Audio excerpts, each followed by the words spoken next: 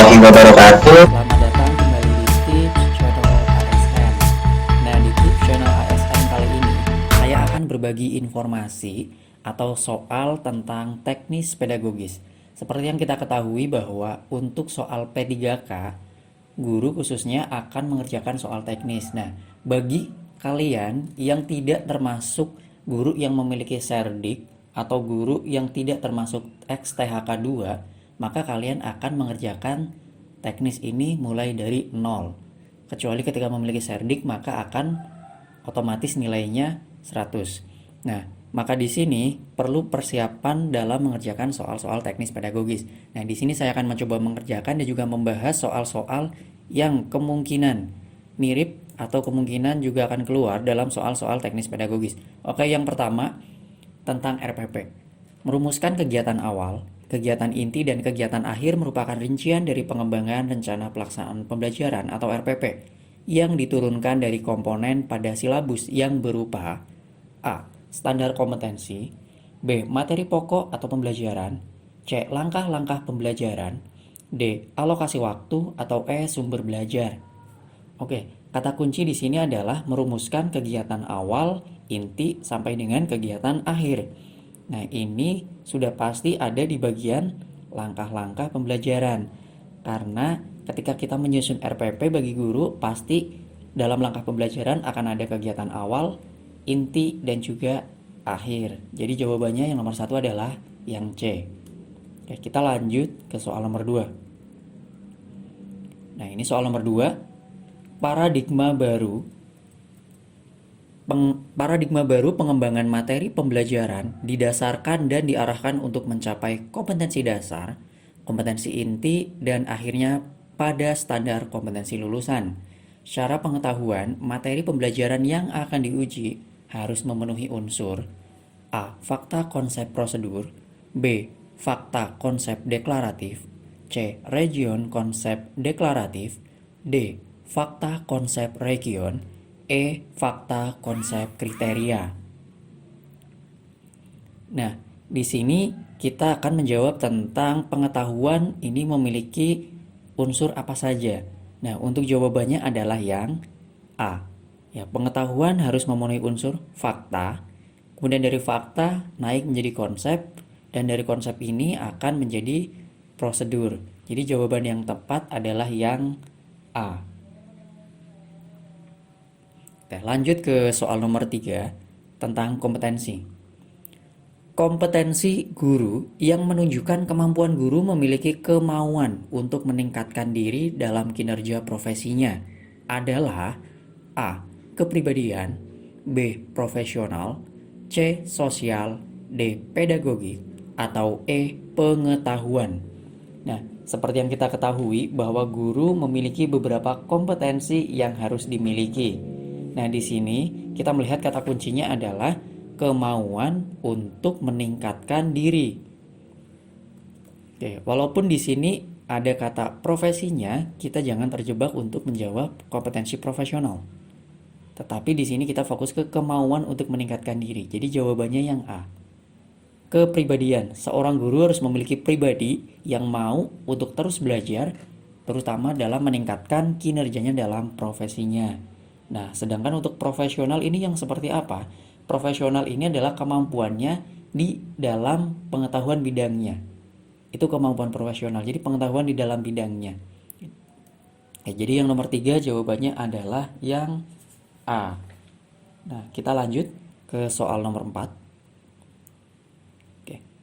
Istilah dalam pilar pendidikan mempunyai makna bahwa kita harus mengetahui diri kita sendiri, siapa kita sebenarnya, untuk apa kita hidup, adalah A.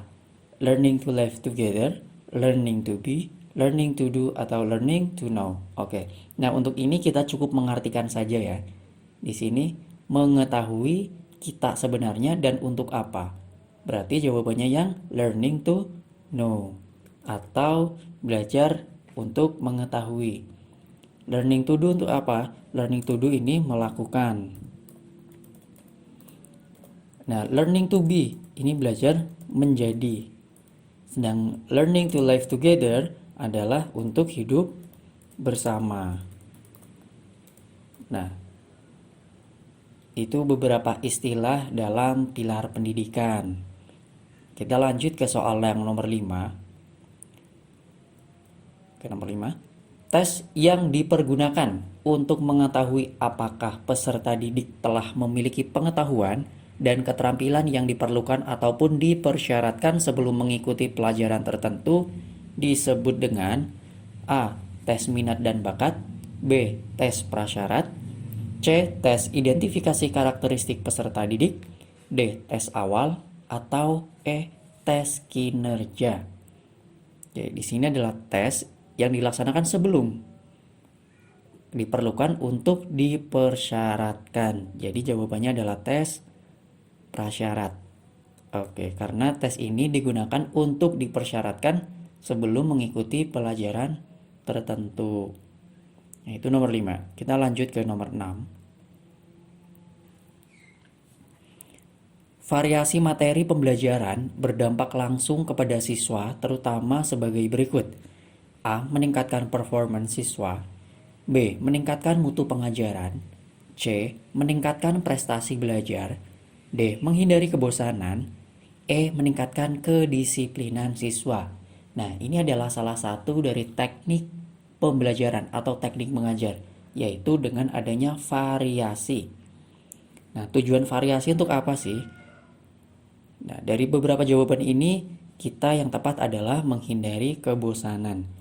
Kenapa diadakan variasi? Agar siswa tidak bosan dalam mengikuti pembelajaran.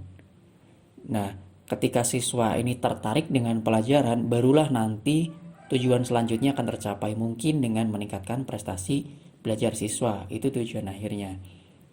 Jadi itu adalah tujuan variasi nomor 6. Lanjut ke soal nomor 7 tentang penilaian. Penilaian harus sesuai dengan kriteria atau ketentuan yang sudah ditetapkan dan tidak dipengaruhi faktor subjektivitas penilai atau pertimbangan-pertimbangan lain yang tidak ada kaitannya dengan penilaian. Nah, proses penilaian tersebut memperhatikan prinsip penilaian A.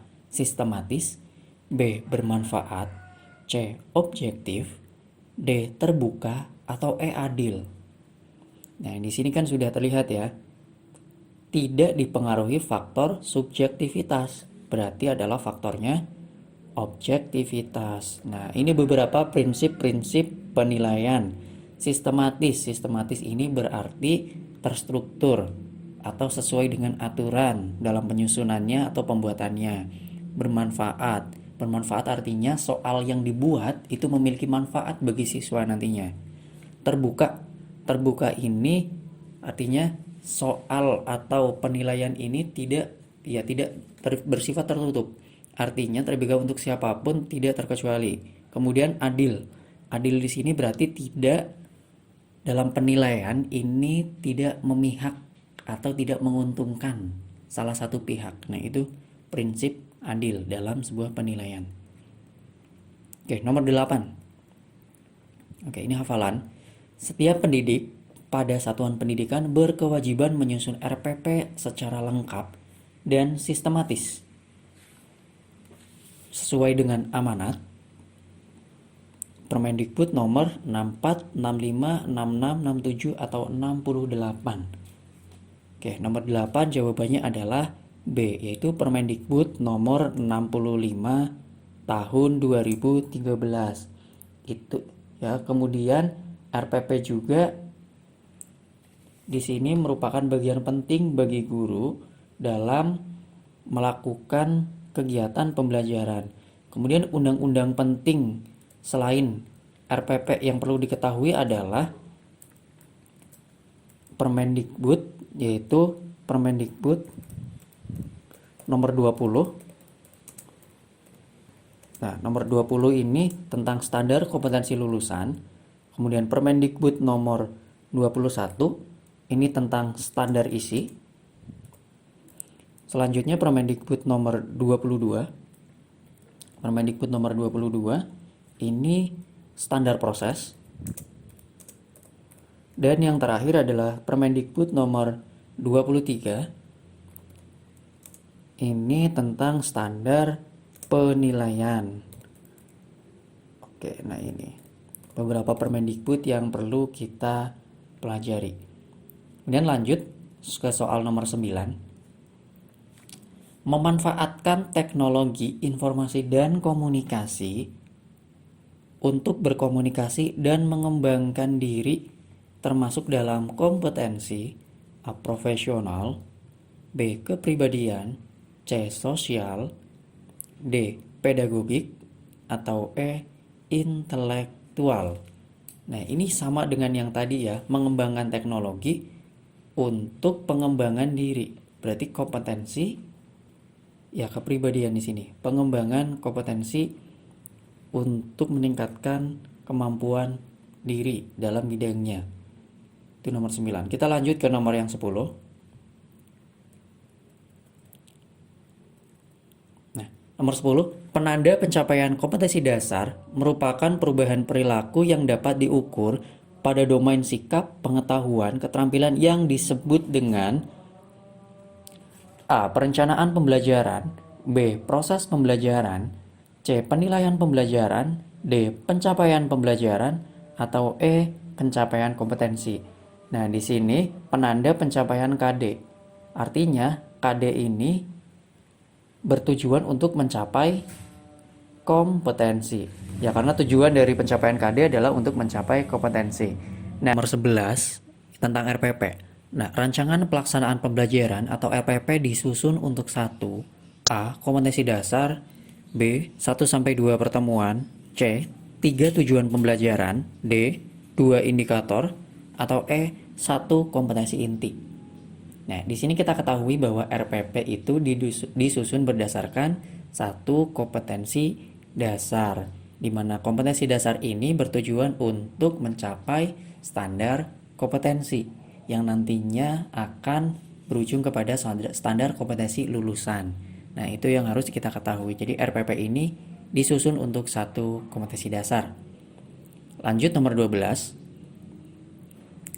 Kemampuan awal peserta didik adalah pemahaman, pengalaman, pengetahuan, prasyarat, dan segala sesuatu yang dimiliki oleh peserta didik sebagai pengetahuan awal atau prior knowledge dan disusun secara hierarkis sebagai A.